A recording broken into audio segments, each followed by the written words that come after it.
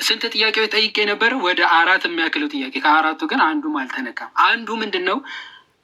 አይሁዳውያን ዑዘይር የሚባል የአላህ ልጅን ያመልኩ ነበር ወይ የሚል ጥያቄ ነው። ምንም አልተነካም ማለት ነው። ይኸው በሐዲሶቻቸው አሁን በቁርአን ሱራ 9:30 ብዬ ነው የጠቀስኩት ማለት ነው።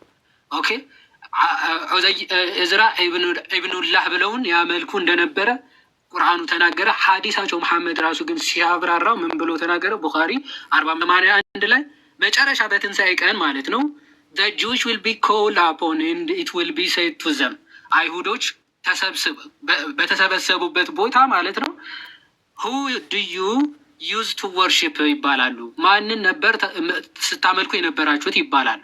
they will say እነሱም ምን ይላሉ? we use to worship እዝራ ታያቸዋል። እዝራ the son of Allah አሉ። ይህ በጣም ትልቅ ስህተትም ሐሰትም ነው። ኦኬ ስህተትም ሐሰትም ነው። ይህ ቁርአንም ሐዲስም ላይ የተነገረ ነገር ነው። ይሄ ባይዘወይ ቁርአን አንድ ስህተት እንኳን ቢገኝበት ሐሰተኛ መሆኑ ታውቃላችሁ ብሎ ተናግሮ ነበረ። በራሱ አንደበት ሐሰተኝነቱ በዚህ ማረጋገጥ ይቻላል። ኦኬ በራሱ መስፈርት ማለት ነው። ስለዚህ አይሁዶች የትም ቦታ እዝራ የሚባል የአላህ ልጅ እሱን እናመልካለን ብለው ተናግረው አያውቁም። ስለዚህ ምንም መልስ አልተሰጠን ማለት ነው። ሁለተኛው ይሄ ፕሪደስቲኔሽን ወይም ደግሞ ሰው ራሱ አዳም ራሱ ከገነት የወደቀበት ምክንያት ምንድን ነው ብዬ ነበረ። ቅድመ ውሳኔ ነው። በቃ በአዳም ጥፋት ምክንያት በእስልምና ወጣ የሚባል ነገር የለም። ታዲያ በማን ነው? በአላህ ቅድመ ውሳኔ ምክንያት ነው።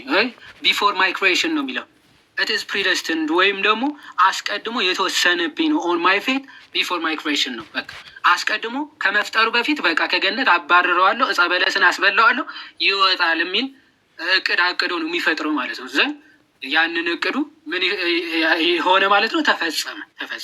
ስለዚህ ለገረ ድህነት ራሱ ሊያብራሩ የማይችሉበት ዋናው ምክንያት ኦልሬዲ ራሱ ፕሬዲስቲንድ ስላደረገው ነው ማለት ነው። ይሄ ለህፃናትም ጭምር ባይዘው እንደዛ ነው።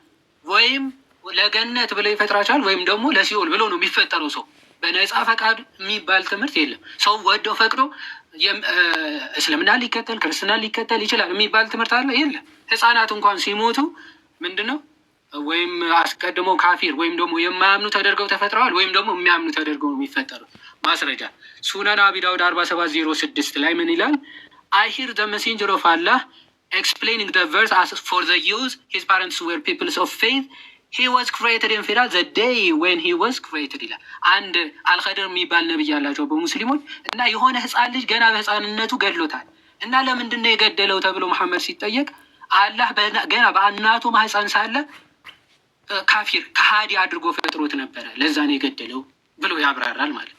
ኦኬ ከሃዲ አድርጎ ስለፈጠረው ለዛ ነው የተገደለው።